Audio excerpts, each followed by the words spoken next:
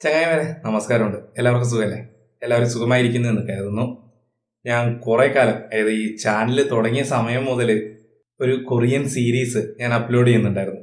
ഇതുവരെ എനിക്കത് കംപ്ലീറ്റ് ചെയ്യാൻ പറ്റിയിട്ടില്ല. എപ്പോഴും കോപ്പിറൈറ്റ് ഇഷ്യൂസും അങ്ങനെ ഇങ്ങനെയൊക്കെ ആയിട്ട് അത് ഡിലീറ്റ് ആയി പോവുകയായിരുന്നു ചെയ്തുകൊണ്ടിരുന്നത്. അപ്പോൾ ഏതാ സീരീസ് നിങ്ങൾക്ക് മനസ്സിലായിട്ടുണ്ടാവും. എന്നെ ഫോളോ ചെയ്യുന്നവർക്ക് എന്തായാലും അറിയാം. കിങ്ഡം എന്ന് പറയുന്ന സോംബി സീരീസ്. അപ്പോൾ എപ്പോഴും ഒരു 3ാമത്തെ എപ്പിസോഡ് വരെ എനിക്ക് അപ്ലോഡ് ചെയ്യാൻ സാധിക്കാറുള്ളൂ. അതിനുള്ളിൽ കോപ്പിറൈറ്റ് വന്ന് അത് അടിച്ചു പോകും. അപ്പോൾ ഇന്ന് ഏതായാലും എല്ലാം കൂടി ഒരുമിച്ച് ഞാനങ്ങ് തരികയാണ്. ഓരോ മണിക്കൂർ ഇടവിട്ടിട്ട് കിങ്ഡത്തിന്റെ ഓരോ എപ്പിസോഡും ഞാൻ അപ്ലോഡ് ചെയ്യാൻ പോവുകയാണ്. അപ്പോൾ ഓരോ എപ്പിസോഡും നിങ്ങൾ കാണുമെന്ന് പ്രതീക്ഷിക്കുന്നു. അപ്പോൾ നമുക്ക് നേരെ വീഡിയോയിലേക്ക് പോവാം.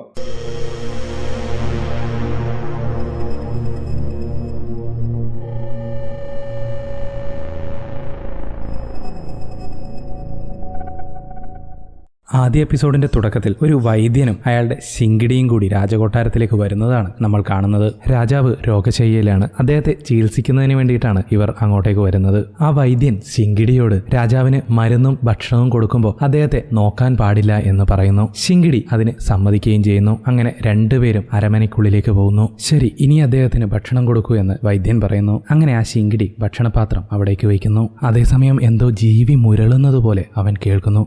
രാജാവിന്റെ അന്തപുരത്തിൽ ഇതേത് ജീവി എന്നും പറഞ്ഞിട്ട് അവൻ അതിലൂടെ എത്തി നോക്കാൻ ശ്രമിക്കുന്നു. പെട്ടെന്ന് ഒരു കൈവന്ന് അവനെ പിടിച്ചു വലിച്ച് ഉള്ളിലേക്ക് കൊണ്ടുപോകുന്നു. അടുത്ത സീനിൽ ആ നാട്ടിൽ അവിടെ ഇവിടെയായിട്ട് ഒരു നോട്ടീസ് ഒട്ടിച്ചിരിക്കുന്നു. രാജാവ് മരിച്ചുപോയെന്നും പുതിയ രാജാവിനെ അന്വേഷിക്കുകയാണെന്നുമായിരുന്നു അതിന്റെ ഉള്ളടക്കം. രാജകിങ്കരന്മാർ വന്ന് ഇതുപോലുള്ള വ്യാജ വാർത്തകൾ പുറത്തുവിട്ടത് ആരാണെന്ന് ചോദിക്കുന്നു. നിങ്ങൾക്കാർക്കും അറിയില്ല എന്ന് ആ നാട്ടുകാർ മറുപടി പറയുന്നു. അങ്ങനെയാണെങ്കിൽ സംശയം തോന്നുന്ന ഓരോരുത്തരെയും അവരുടെ മുഴുവൻ കുടുംബത്തെയും കൊട്ടാരത്തിലേക്ക് കൊണ്ടുവന്ന് അവരെ വധിച്ചു കളഞ്ഞേക്ക് എന്ന് പടത്തലവൻ ആജ്ഞാപിക്കുന്നു. ഇതേ സമയം കൊട്ടാരത്തിലുള്ളവർക്കും രാജാവിനെ പറ്റി കൂടുതൽ വിവരങ്ങളൊന്നും അറിയുന്നില്ല. അവര് ഒരു ചെറിയ യോഗം കൂടി ഇനി പുറത്ത് കേൾക്കുന്ന കാര്യങ്ങളൊക്കെ സത്യമാണോ എന്ന് പോലും സംശയിക്കേണ്ടിയിരിക്കുന്നു എന്നൊക്കെ പറഞ്ഞുകൊണ്ടിരിക്കുകയാണ്. മന്ത്രിമുഖ്യന്മാരും സേനാധിപതികളും എല്ലാം രാജാവിന് എന്തു പറ്റി എന്നുള്ള വിഷമത്തിൽ തന്നെയാണുള്ളത്. ഏകദേശം 10 ദിവസത്തോളമായിട്ട് അവർക്കും രാജാവിനെ പറ്റി ഒരറിവുമില്ല. മുടങ്ങാതെ മരുന്നുകൾ എത്തിക്കുന്നുണ്ടെന്ന് മാത്രമേ അവർക്കും അറിയുകയുള്ളൂ. അപ്പോഴേക്കും രാജകൊട്ടാരത്തിൽ ആ വ്യാജവാർത്ത പരത്തിയ ആൾക്കാരെ കൊണ്ടുവന്ന് കെട്ടിയിട്ടിട്ടാണുള്ളത്. അവരെ വിചാരണ ചെയ്തുകൊണ്ടിരിക്കുകയാണ്. വളരെയധികം ടോർച്ചർ ചെയ്തുകൊണ്ടാണ് ചോദ്യം ചെയ്യൽ. അപ്പോ അക്കൂട്ടത്തിൽ ഒരുത്തൻ അവരോടായിട്ട് പറയും, രാജാവിന്റെ 2ാം ഭാര്യ, അതായത് ഇപ്പോഴത്തെ രാജ്ഞിയുടെ കുടുംബമാണ് അദ്ദേഹത്തെ എന്തോ ചെയ്തിരിക്കുന്നത്.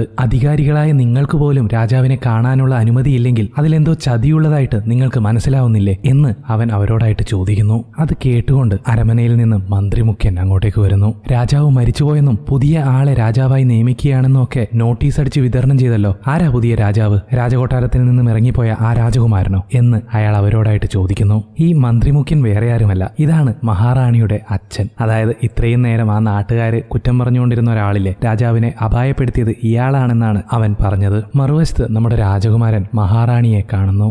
എനിക്കെന്റെ അച്ഛനെ കാണാനുള്ള അനുമതി തരണമെന്ന് രാജകുമാരൻ മഹാറാണിയോട് പറയുന്നു. അത് സാധിക്കില്ല എന്നാണ് മഹാറാണി മറുപടി പറഞ്ഞത്. അദ്ദേഹം ജീവനോടെയുണ്ടോ എന്നെങ്കിലും പറയൂ എന്ന് രാജകുമാരൻ ചോദിക്കുന്നു. തീർച്ചയായും ഉണ്ട് എന്ന് മഹാറാണി മറുപടി പറഞ്ഞ് അവിടെ നിന്നും പോകുന്നു. അതിനുശേഷം അവിടുത്തെ വേലക്കാരോട് രാജകുമാരൻ പറയും, എനിക്കെന്റെ അച്ഛനെ കാണണം, നിങ്ങൾ എന്നെ സഹായിക്കണം. പക്ഷേ അവര് പറയും, ഇല്ല അങ്ങനെ ഞങ്ങളെ കൊണ്ട് അതിന് സാധിക്കില്ല, അങ്ങ് മുറിയിലേക്ക് പോകണം, ഇല്ലെങ്കിൽ മഹാറാണി ഞങ്ങളുടെ തലയെടുക്കും. ഈ രാജ്യം ഭരിക്കുന്നത് ആരാണ്? എന്റെ അച്ഛനാണോ അതോ ഈ മഹാറാണിയും അവരുടെ അച്ഛനുമോ എന്നും പറഞ്ഞ് ദേഷ്യപ്പെട്ട് രാജകുമാരൻ അവിടെ നിന്നും തന്റെ മുറിയിലേക്ക് പോകുന്നു. അവിടേക്ക് കുമാരന്റെ അംഗരക്ഷകൻ വരികയും കുമാരനോട് ഒരിക്കലും ഒരു രാജകുമാരൻ ഇതുപോലെയൊന്നും പെരുമാറാൻ പാടില്ല, രാജാവിന്റെ ആജ്ഞകളൊക്കെ അനുസരിച്ച് വേണം ജീവിക്കാൻ എന്ന് പറയുന്നു. അപ്പോൾ കുമാരൻ അവനോട് പറയും, നിനക്ക് ഒരു ജോലിയുണ്ട്. അപ്പോൾ അവൻ പറയും, ഞാൻ അങ്ങ് നിന്റെ അച്ഛന്റെ രോഗവിവരം അന്വേഷിച്ച് വരണമായിരിക്കും അല്ലേ?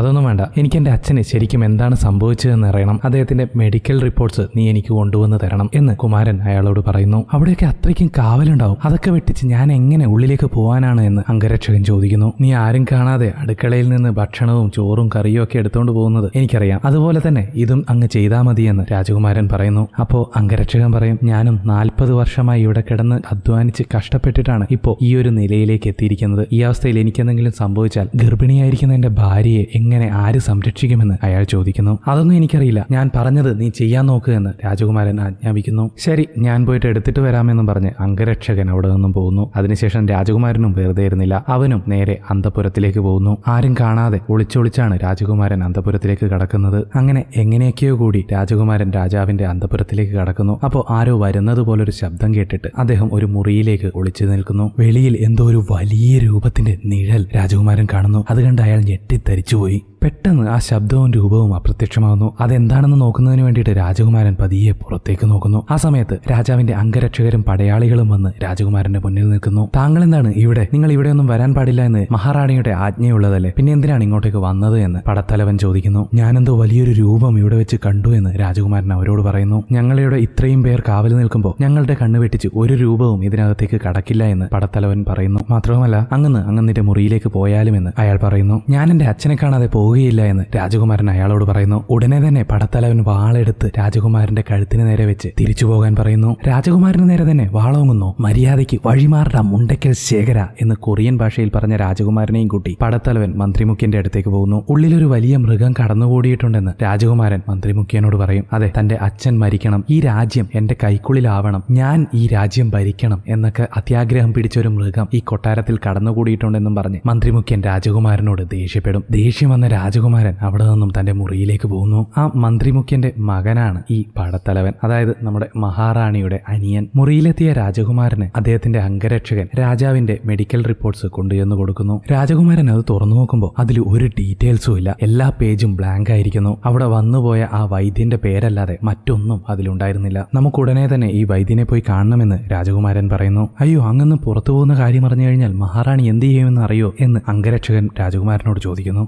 രാജകുമാരി എന്നോട് മഹാരാജാവിന്റെ അന്തപുരത്തിലേക്ക് കയറരുതെന്ന് മാത്രമേ പറഞ്ഞിട്ടുള്ളൂ, അല്ലാതെ ഞാൻ പുറത്തു പോകരുതെന്ന് പറഞ്ഞിട്ടില്ല. അതുകൊണ്ട് തന്നെ ആവശ്യമായതൊക്കെ എടുത്തോളൂ, നമ്മൾ രണ്ടുപേരും ആരും അറിയാതെ ഇവിടെ നിന്നും പുറപ്പെടുകയാണ് എന്ന് രാജകുമാരൻ പറയുന്നു. ആ സീൻ അവിടെ കട്ടാവുന്നു. അതിനുശേഷം ദൂരെയുള്ള ഒരു ഗ്രാമമാണ് നമ്മൾ കാണുന്നത്. അവിടെ നേരത്തെ ആ ടോർച്ചർ ചെയ്യപ്പെട്ട ആൾക്കാർക്ക് മരുന്ന് നൽകിക്കൊണ്ടിരിക്കുകയാണ്. അവരുടെയൊക്കെ അസുഖം മാറാൻ മരുന്നുകൾ അവിടെ ഒരുപാടുണ്ട്. പക്ഷെ അവരുടെ വിശപ്പ് മാറ്റാനുള്ള ഭക്ഷണം അവിടെ എവിടെയും ഇല്ലായിരുന്നു. കൊടിയ ദാരിദ്ര്യത്തിലും പട്ടിണിയിലുമാണ് ആ ഗ്രാമം. അപ്പോൾ അവിടെ ഉണ്ടായിരുന്ന ഒരുത്തൻ അവിടെയുള്ള ലേഡി ഡോക്ടറോട് കുറച്ച് നാളുകൾക്കുള്ളിൽ ഇവിടെയുള്ള ആൾക്കാർ മുഴുവൻ അങ്ങോട്ടും ഇങ്ങോട്ടും ഭക്ഷണത്തിന് വേണ്ടി അടികൂടി ചാവും, ഭരണകർത്താക്കളും നമ്മളെ നോക്കാൻ പോലും പോകുന്നില്ല, അവരെ നമുക്കൊന്നും കൊണ്ടുതരാനും പോകുന്നില്ല എന്നൊക്കെ പുലമ്പിക്കൊണ്ടിരിക്കുകയാണ്. അപ്പോൾ ആ ലേഡി ഡോക്ടർ വന്നിട്ട് അവനോട് പറയും, അങ്ങനെയൊന്നും സംഭവിക്കില്ല, ഭരണകർത്താക്കൾ നമുക്ക് ആവശ്യമുള്ള സാധനങ്ങളൊക്കെ ഉടനെ എത്തിക്കുമെന്ന് ആ സ്ത്രീ അവനോട് പറയുന്നു. ശരി, അത് വിട്, വൈദ്യനെ ഇപ്പോൾ തിരിച്ചു വരും എന്ന് അവൻ ലേഡി ഡോക്ടറോട് ചോദിക്കുന്നു. അദ്ദേഹം രാജാവിനെ ചികിത്സിക്കുന്നതിന് വേണ്ടിയിട്ടാണ് പോയിരിക്കുന്നത്, എത്രയും പെട്ടെന്ന് തന്നെ അദ്ദേഹം വരുമെന്ന് അവൾ അവനോട് പറയുന്നു. കുറച്ച് സമയത്തിനുള്ളിൽ തന്നെ ആ വൈദ്യൻ ആ ഗ്രാമത്തിലേക്ക് വരുന്നു. അദ്ദേഹം ആകെ വിഷമിച്ചുകൊണ്ടാണ് അങ്ങോട്ടേക്ക് വരുന്നത്. അപ്പോൾ ആ ലേഡി ഡോക്ടർ അദ്ദേഹത്തോട് ചോദിക്കും, എന്തുപറ്റി, എന്താ ഇത്ര വിഷമിച്ചിരിക്കുന്നത്? തന്റെ അസിസ്റ്റന്റ് മരിച്ചുപോയ വിവരം അദ്ദേഹം എല്ലാവരോടുമായിട്ട് പറയുന്നു. അവന്റെ സംസ്കാരത്തിനുള്ള ചടങ്ങുകളൊക്കെ നന്നായിട്ട് ചെയ്യുമെന്നും പറഞ്ഞിട്ട് അദ്ദേഹം അവിടെ നിന്നും പോകുന്നു. ആ ലേഡി ഡോക്ടർ പിന്നാലെ ഓടിപ്പോയിട്ട് ചോദിക്കും, ശരിക്കും എന്താ സംഭവിച്ചതെന്ന് പറയൂ.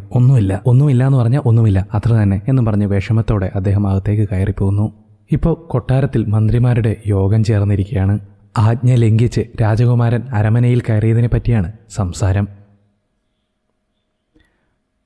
അദ്ദേഹത്തിൻ്റെ പ്രവൃത്തികളിൽ സംശയം തോന്നുന്നു എന്ന് ഒരാൾ പറയുന്നു. ഇനി രാജാവിനെ കൊന്ന് അടുത്ത രാജ്യഭരണം തട്ടിയെടുക്കാനാണോ രാജകുമാരൻ പദ്ധതിയിടുന്നത് എന്ന് അവർ സംശയിക്കുന്നു. രാജകുമാരനെ ഉടനെ തന്നെ വിചാരണ ചെയ്യണമെന്ന് അവർ പറയുന്നു. അപ്പോൾ ആ കൂട്ടത്തിലൊരാൾ രാജകുമാരനെ സപ്പോർട്ട് ചെയ്തുകൊണ്ട് സംസാരിക്കുന്നു. ഉടനെ ആ മന്ത്രിമുഖ്യൻ അയാളുടെ തല പിടിച്ച് മേശയിലേക്ക് ഇടിച്ചിട്ട് പറയും, രാജകുമാരൻ കുറ്റം ചെയ്തിരിക്കുകയാണ്. ഈ നാട്ടിൽ നല്ല ഭരണം ഉണ്ടാകണമെങ്കിൽ ഇതുപോലെ അത്യാഗ്രഹം പിടിച്ച രാജകുമാരനെ രാജ്യദ്രോഹ കുറ്റം ചുമത്തി ജയിലിലടക്കണം. ഉടനെ തന്നെ അങ്ങനെ ചെയ്യാൻ വേണ്ടി അയാൾ ആജ്ഞാപിക്കുന്നു. ഉടനെ മന്ത്രിമുഖ്യന്റെ മകനായ പടത്തലവൻ വന്നിട്ട് ആ വേലക്കാരോട് ദേഷ്യപ്പെടും. രാജകുമാരൻ എവിടെ പോയെന്ന് നിങ്ങൾക്കറിയാമോ? അയാളെ നോക്കാതെ നിങ്ങൾക്ക് എന്ത് പണിയാണ് ഇവിടെ? അതോ നിങ്ങളും അയാളുടെ കൂട്ടാണോ എന്നും പറഞ്ഞ് അതിലൊരുത്തന്റെ തല അരിഞ്ഞു വീഴ്ത്തുന്നു. മറുവശത്ത് നമ്മുടെ രാജകുമാരനും അംഗരക്ഷകനും കൂടിയിട്ട് ഒരു ഗ്രാമത്തിലേക്ക് എത്തുന്നു. ആ വൈദ്യനെ പറ്റിയുള്ള കൂടുതൽ വിവരങ്ങൾക്ക് വേണ്ടി അവിടെ ഉണ്ടായിരുന്ന ഒരു പച്ചമരുന്ന് കടക്കാരനെ പോയി കാണുന്നു. അവനോട് സംസാരിച്ച് ആ വൈദ്യന്റെ സ്ഥലം അറിഞ്ഞതിന് ശേഷം അവർ അങ്ങോട്ടേക്ക് പുറപ്പെടുന്നു. അങ്ങനെ ആ യാത്രക്കിടയിൽ നമ്മുടെ അംഗരക്ഷകൻ രാജകുമാരനോട് പറയും, നിങ്ങൾ ഒരു രാജകുമാരനാണ്, ഇതുപോലെ കാവലില്ലാതെ നിങ്ങൾ ഇങ്ങനെ യാത്ര ചെയ്യരുത്. വഴിയിൽ വെച്ച് വല്ല കൊള്ളക്കാരോ കള്ളന്മാരോ നിങ്ങളെ ആക്രമിച്ചാൽ എന്ത് ചെയ്യാൻ പറ്റും? അതുമാത്രമല്ല, വിശപ്പോ ദാഹമോ സഹിക്കാനോ താമസിക്കുന്നതിന് നല്ലൊരു സ്ഥലമോ കിട്ടുകയില്ല. അതൊന്നും അങ്ങേ അങ്ങേക്ക് സഹിക്കാനും പറ്റില്ല. അതുകൊണ്ട് തിരിച്ച് നമുക്ക് കൊട്ടാരത്തിലേക്ക് തന്നെ പോകാമെന്ന് അംഗരക്ഷകൻ പറയുന്നു. ഈ സമയം കൊണ്ട് എന്നെ കുറ്റവാളിയാക്കി എന്നെ ജയിലിലടക്കാൻ വേണ്ടിയിട്ട് ആൾക്കാരെ ഇളക്കി വിട്ടിട്ടുണ്ടാവും. ഞാൻ നിരപരാധിയാണെന്ന് തെളിയിക്കാനും എന്റെ അച്ഛന് എന്താണ് സംഭവിച്ചതെന്ന് അറിയാനും ആ വൈദ്യനെ ഞാൻ കണ്ടേ മതിയാവൂ. അതുകൊണ്ട് ഞാൻ പോകുന്നു എന്നും പറഞ്ഞിട്ട് രാജകുമാരൻ പുറപ്പെടുന്നു. അംഗരക്ഷകൻ പിന്നെ എന്ത് ചെയ്യാൻ, പിന്നാലെ തന്നെ അയാളും പോകുന്നു. രാജകുമാരൻ പറഞ്ഞതുപോലെ കൊട്ടാരത്തുനിന്ന് ഒരു വലിയ പട തന്നെ രാജകുമാരനെ പിടിച്ചുകൊണ്ടുവരാൻ വേണ്ടി പുറപ്പെടുന്നു. ഇപ്പോൾ ആ ഗ്രാമത്തിലെല്ലാവരും സന്തോഷത്തോടെ ഭക്ഷണം കഴിച്ചുകൊണ്ടിരിക്കുകയാണ്. ആ ലേഡി ഡോക്ടർ ആകെ അന്തം വിട്ടുപോയി. കാരണം എല്ലാവർക്കും ഇത്ര പെട്ടെന്ന് ഭക്ഷണം എവിടെ നിന്ന് ലഭിച്ചു. അവൾ വീടിനുള്ളിലേക്ക് പോയി നോക്കുമ്പോൾ നേരത്തെ അവളോട് സംസാരിച്ചവനില്ലേ, അവനാണ് എല്ലാവർക്കും വേണ്ടി ഭക്ഷണം പാകം ചെയ്യുന്നത്. നിനക്കിത് എവിടെ നിന്ന് ലഭിച്ചു എന്ന് അവൾ അവനോട് ചോദിക്കുന്നു. ഞാനൊരു വേട്ടക്കാരനാണ്, വേട്ടയ്ക്ക് പോയപ്പോൾ എനിക്ക് കിട്ടിയെന്ന് അവൻ മറുപടി പറയുന്നു. ഏതായാലും ശരി, എല്ലാവർക്കും സെർവ് ചെയ്ത് കൊടുക്കാമെന്ന് കരുതി അവൾ അകത്ത് വന്ന് അണ്ടാവിൽ നിന്നും സൂപ്പ് കോരുന്നതിനിടയിൽ ഒരു വിരല് ആ സൂപ്പിലേക്ക് വീഴുന്നു. അവളാകെ ഞെട്ടി വിറച്ചുപോയി. ഉടനെ അവൾ പോയിട്ട് അവനോട് ചോദിക്കാൻ തുടങ്ങി, നിനക്കെന്താ ഭ്രാന്ത് പിടിച്ചോ? ഇതെന്തൊക്കെയാണ് നീ കാണിച്ചു വെച്ചിരിക്കുന്നത്? ഒരു മനുഷ്യനെ മനുഷ്യൻ തന്നെ കഴിക്കുക. വനത്തിൽ പഞ്ഞം വന്ന സമയത്ത് ഇങ്ങനെ തന്നെയാണ് അവിടെയുള്ളവർ അതിജീവിച്ചത്. ഒരു മനുഷ്യൻ വിശന്ന് മരിക്കുന്നതിലും നല്ലത് ഇതൊക്കെ തന്നെയാണ് എന്ന് അവൻ മറുപടി പറയുന്നു. ഇവൻ എവിടെ നിന്നാണ് ഈ മനുഷ്യന്റെ ഇറച്ചി കിട്ടിയതെന്ന് മനസ്സിലായോ? ആ വൈദ്യൻ ഗ്രാമത്തിലേക്ക് വന്നപ്പോൾ അയാളുടെ അസിസ്റ്റന്റിന്റെ ബോഡിയും കൊണ്ടല്ലേ വന്നത്. അതിനെ സംസ്കരിക്കാൻ വേണ്ടിയിട്ട് കൊടുത്തിരുന്നല്ലോ. ആ ശവശരീരത്തെയാണ് ഇവൻ ഭക്ഷണമായി പാകം ചെയ്തിരിക്കുന്നത്. അങ്ങനെ രാത്രിയായി. സന്തോഷത്തോടെ ഭക്ഷണം കഴിച്ച ഒരു കൊച്ചു പെൺകുട്ടിക്ക് ശ്വാസം മുട്ടുകയും അവൾ പെട്ടെന്ന് ഛർദ്ദിച്ച് ബോധം കെട്ട് വീഴുകയും ചെയ്യുന്നു. അവൾ അമ്മ പേടിച്ച് ആ കുഞ്ഞിനെ നോക്കുന്നതിനിടയിൽ അവിടെ ഉണ്ടായിരുന്ന എല്ലാവരും ഛർദ്ദിച്ച് വേദന കൊണ്ട് പുളഞ്ഞ് മരണപ്പെടുകയും ചെയ്യുന്നു. കുറച്ചു സമയത്തിനുള്ളിൽ തന്നെ അവിടം ഒരു ശവപ്പറമ്പായി മാറുന്നു. പെട്ടെന്ന് ഒരു ശവശരീരം ചലിക്കുന്നത് ഒരു സ്ത്രീ കാണുന്നു. അവൾ ഓടിപ്പോയി എന്താണെന്ന് നോക്കുമ്പോൾ അവിടെ മരിച്ചു കിടന്ന എല്ലാവരും സോംബികളായി മാറി അവളെ കടിച്ച് പറിക്കുന്നു. അവളുടെ നിലവിളി കേട്ട ആ ലേഡി ഡോക്ടറും അവനും കൂടി എന്താണ് സംഭവം എന്നറിയാൻ പുറത്തേക്കിറങ്ങുന്നു. ആ വീടിന്റെ വാതിലിനുള്ളിലൂടെ ചോര പുഴയൊഴുകുന്നതാണ് അവർ കാണുന്നത്. മാത്രവുമല്ല രക്തദാഹിയായ ഒരു സോംബി അവർക്ക് നേരെ പാഞ്ഞെടുക്കുന്നു. അപ്പോൾ ഈ എപ്പിസോഡ് നിങ്ങൾക്ക് ഇഷ്ടപ്പെട്ടു എന്ന് കരുതുന്നു. അടുത്ത എപ്പിസോഡ് കാണുന്നതിന് വേണ്ടിയിട്ട് ഇവിടെ ക്ലിക്ക് ചെയ്താൽ മതി കേട്ടോ. അപ്പോൾ കാണുമല്ലോ, കാണാതിരിക്കില്ലല്ലോ, ഉറപ്പല്ലേ? കാണൂലേ? എന്നാൽ അടുത്തടുത്ത് ഇട്ടുകൊണ്ടിരിക്കും. എല്ലാം കാണണം.